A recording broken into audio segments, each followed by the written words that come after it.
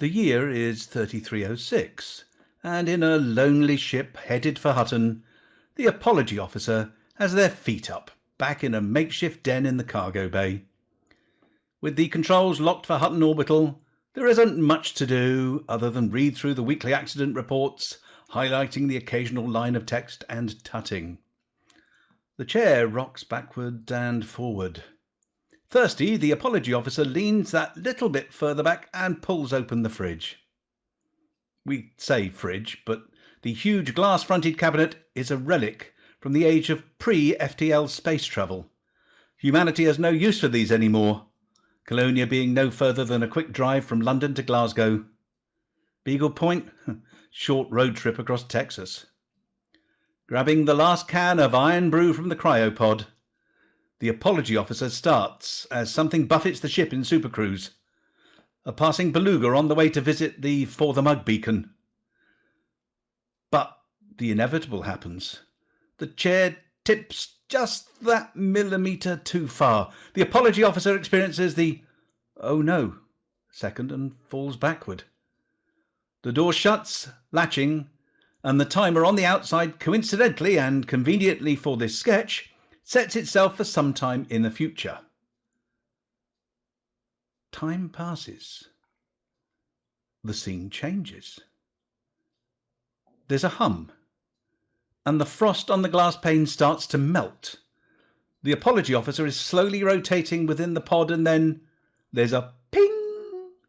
The door pops open and a beaming face steps forward and proclaims, "Welcome to the world of tomorrow!" Oh, what year is it? It's 3306. The galaxy's probably a very different place from when you arrived. 3306? I almost fell into this bloody thing in 3306. The apology officer glances at the clock on the wall and says, "Oh, how far beyond Hutton was it this time?" just as a voice echoes through the rescue ship. "Good news, everyone. Our mics are live."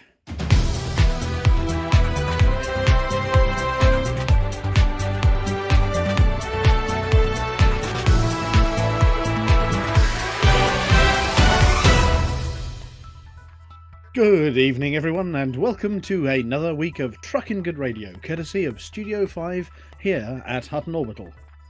We've been abandoned by many of the crew, but that just means that this week you've got extra us.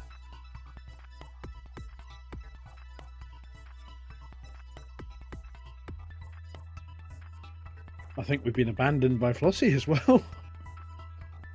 I'm here. Oh, you are? And you're here. And he's here. And Ventura's on the magic buttons. I'm not all here, but there's nothing new in that. Time for the headlines.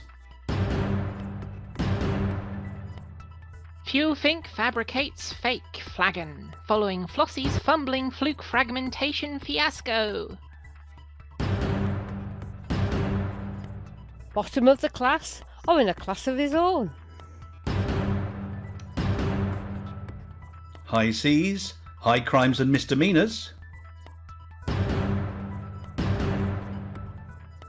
Be like Hutton. Keep your integrity intact.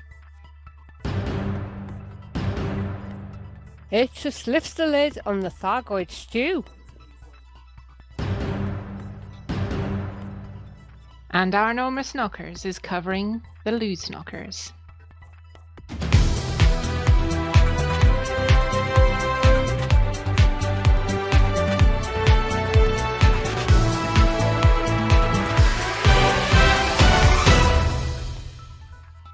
Ever keen to expand her portfolio career, Flossy tried this week to discover the extent of her ability to leave things up in the air.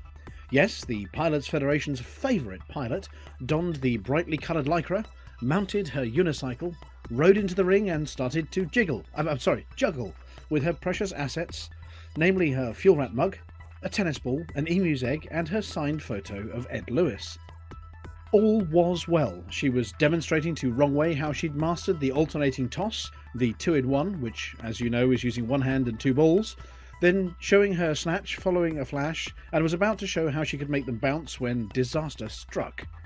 the unicycle ran over Wrongway's foot, and, startled, Flossie lost her balance and the items began falling from the air as if in slow motion. The egg hit the floor and made a nasty mess, further inconveniencing Wrongway as he slipped on it, and the tennis ball became lodged in his mouth as he opened it wide to yell. Flossie had to think fast. She could only save one of the remaining items as gravity took its inevitable toll. Should it be the mug, symbolising her selfless devotion to helping others and given as a badge of honour? Or should it be the picture of Ed Lewis, signed with that mysterious inscription, "To Flossie, my favourite"? Her head said save the mug. After all, you can put gin in it, but her heart knew better, and she grabbed the photo, clutching it to her bosom as she joined Wrongway in a heap on the floor, and her mug landed heavily on the handle, severing it from its body, which remained, luckily, intact. Flossie has not let this mishap faze her. She's already been seen sniffing around various underworld sites where mugs can be obtained for the right price, and no questions asked. We're not sure if Flossie will be attempting to pass off an ersatz drinking vessel as a genuine article, but if you do see Flossie, remember to say, "We've got mugs, you don't. Any questions?"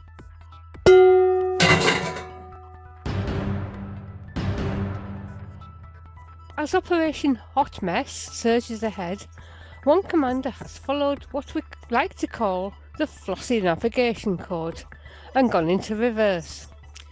If you visit hot.forthemug.com and look at the Hot Mess page under Current Events, then look at the total mugs delivered way down at the bottom, currently position 260, there is a Commander Rem clip with a grand total of -1 mugs delivered. Speculation has been rife concerning how this feat was accomplished, including selling a mug back to Hutton. Nope, that was done by Commander Taoz. Getting a refund for his mug. Sorry, no refunds unless faulty, and upside down handles don't count. Selling it on the black market, a concept only known to mathematicians known as the nega mug, and most likely of all, getting a penalty because of exactly where he stuck it. This may explain why it's at the bottom of the list. Intarius Fusion, the master of the Code Hamsters, denies underhand and undercover dealings, but has coincidentally been seen in a new gold paint job for his ship. Scandal and drama on board the Aurora Australis this week was, as reports came in flooding in, that the silver Hutton mug had been mug-napped, with the gold mug being sent ashore with the deputy voyage leader to cure Mawson Dock of mods. The silver mug was the only thing standing between the crew and all manner of nasty shipborne ailments. Would they get scurvy? Or lose their space legs and end up painting the orange hull green? Would the ship's biscuits develop weevils?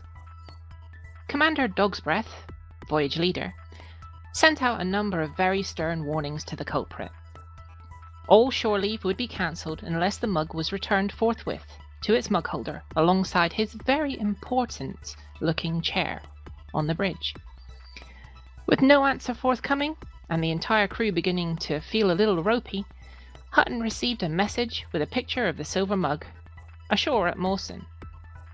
The message simply read, "We've got mugs. You don't. Any questions?"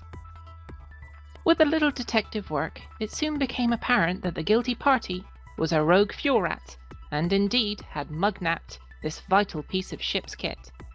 Apparently, the mug had been talking to him in his sleep, and insisted it wanted to go on an adventure.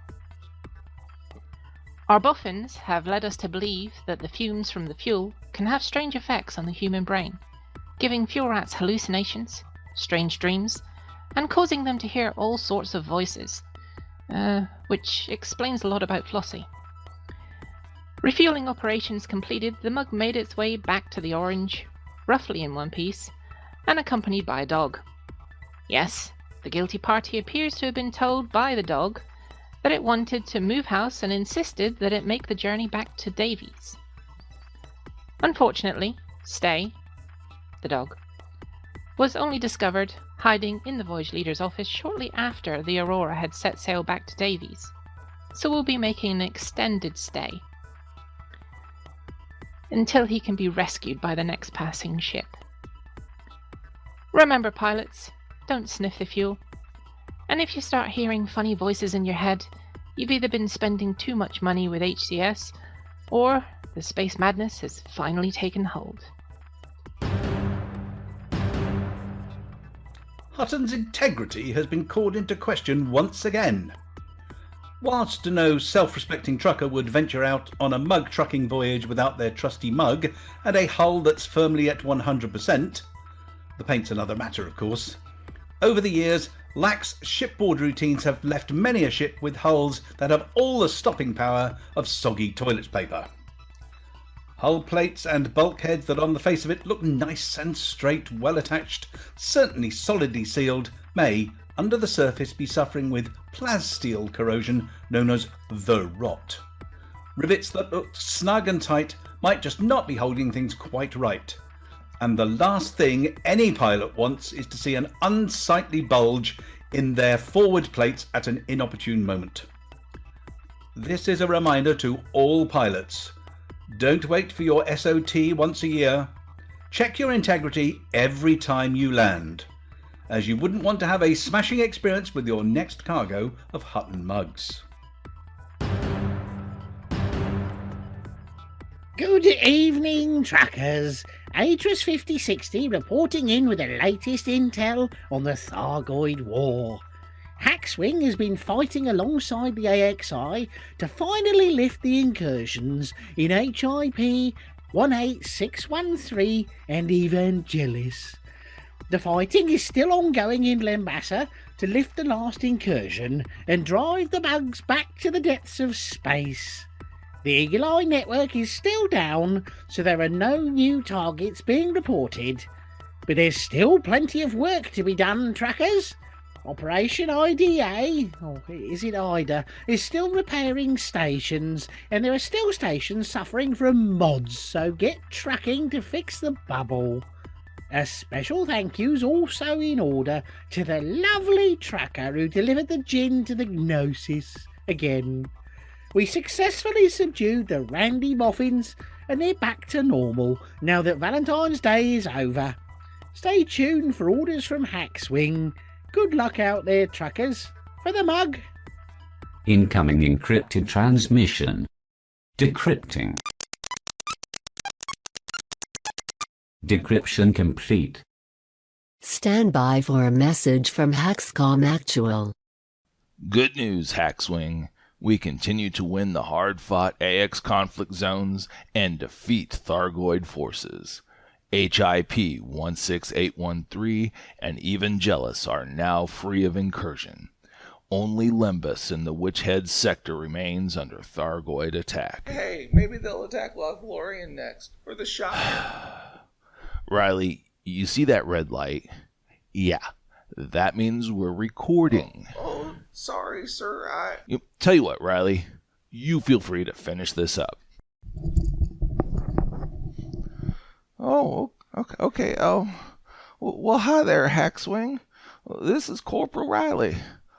Commander Took had to leave, so, yeah. Sal Prospect and Lembas is still needing evacuation, so rescue pilots can help there. And, for those combat pilots who make it out to the Witchhead sector, you can help clear the AX conflict zones there.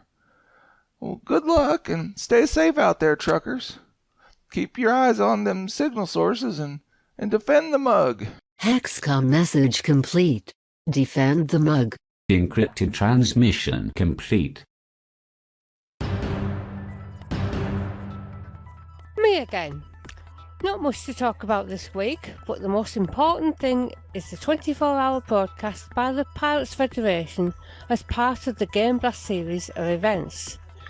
Starting tomorrow, all of our favourites from Shinra to Desra will be pouring caffeine, sugary drinks and performance enhancers into themselves and providing entertainment to the masses once again. They've been selling off everything they can lay their hands on, all in the name of charity. It's been said that they pinched the comfy cushion from under Mr. Braben's bum, the Don's favourite garrot and Mr. Benedetti's beard, and are attempting to flog them on Galway for charity. Other than that, don't forget that tomorrow is Return to the Rift 2 expedition, and on the 27th we've got the Pop and Clops trip to Tharg a Black Eye Stalk. That's all from me this week. Bye!